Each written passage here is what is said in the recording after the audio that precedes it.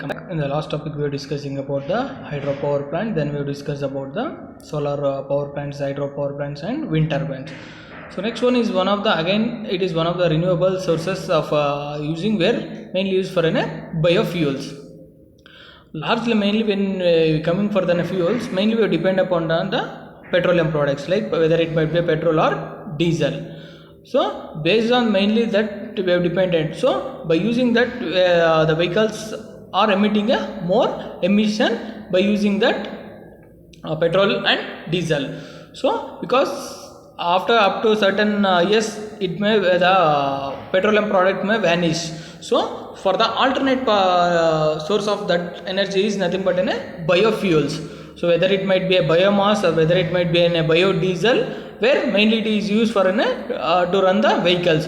So it is it can be, we can able to regenerate this, and mainly it is the less emission will be produced when we use this biofuels. So biofuels nothing but mainly it is used with the waste of using by waste of the trees or plants or the animals waste, where we can able to use the by using that waste products we can able to generate the biofuels. So biomass is nothing but where it is the gas has been used with the help of the animal waste. So this biomass mainly it is used in the form of gas, where it is used for householding purpose of the biomass, where the biofuels is nothing but made up of like a plant waste, like whether it might be sugar cane waste or it might be banana tree waste. So like this by taking all the waste of the plants and the animals, where we can able to use this, or we can able to generate these biofuels. So the biomass is a biological material derived from the living or recently living beings.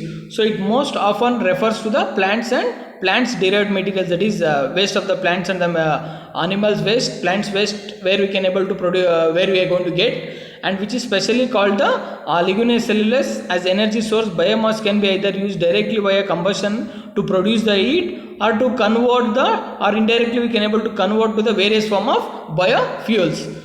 So this biomass may be transformed for physical, chemical and biological process to biofuels. So in chemical process forms, biomass is stored solar energy and be converted to the solid and liquid or gaseous energy carriers.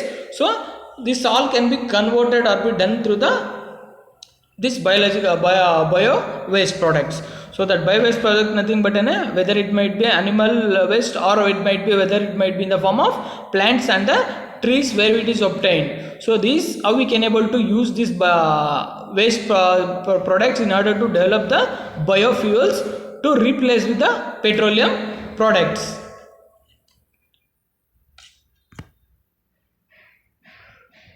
So next we are going to discuss about the next topic of the particular module is about the steam formation and the properties. So what is the steam? See, for any substance, at one particular phase the material has to be dissolved. Either it might be in the solid phase, or whether it might be in the form of liquid phase, or whether it might be in the form of gaseous phase, gaseous state. But only the water can able to exist in all the three forms.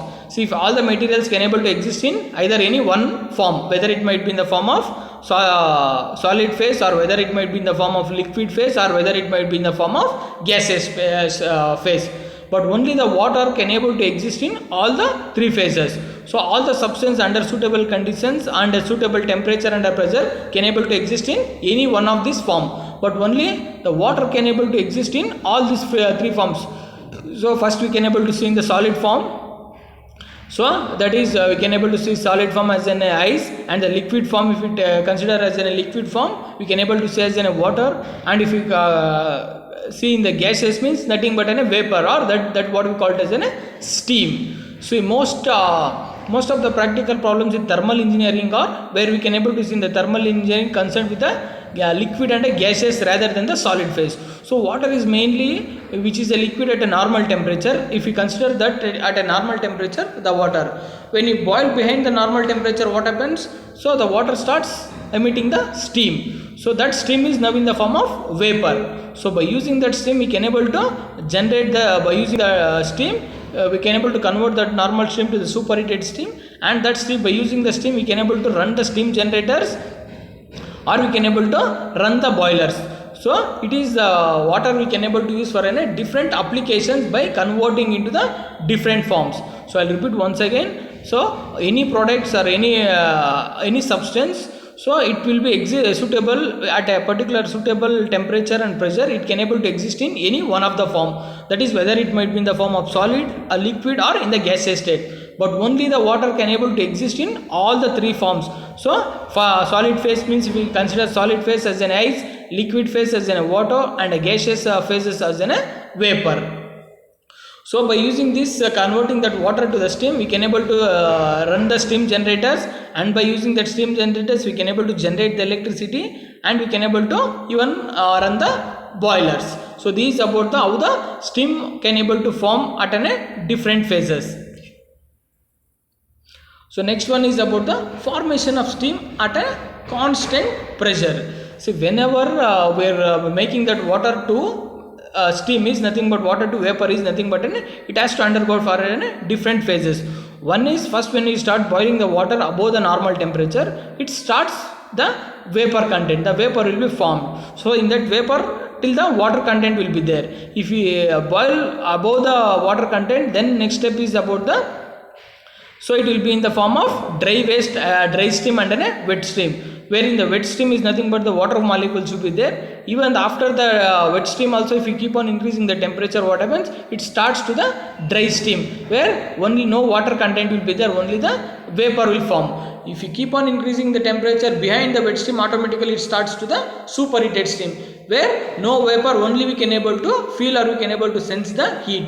By converting that water to the superheated steam, then automatically by using that superheated steam we can able to run the generators, or we can able to run that steam generators. From that steam generators we can able to use for different applications in the industries, or we can able to use that steam generators to generate the electricity also. Now we look at the formation of steam at a constant pressure.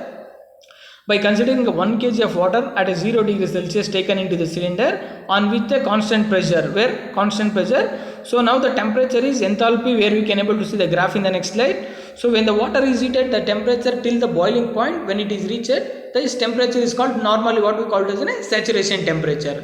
But further heating that water to the evaporation, while the temperature remains at a saturation until all the water is converted into the steam. So that water converts the steam. Again that steam will be further classified into wet steam and dry steam. Where in the wet steam we can able to see only the water content will be there along with the vapor. But in the dry steam, no water content will be there, only the vapor will be existing. Behind that, if we increasing, it goes to the superheated steam. So this is how about the formation of steam at a constant pressure.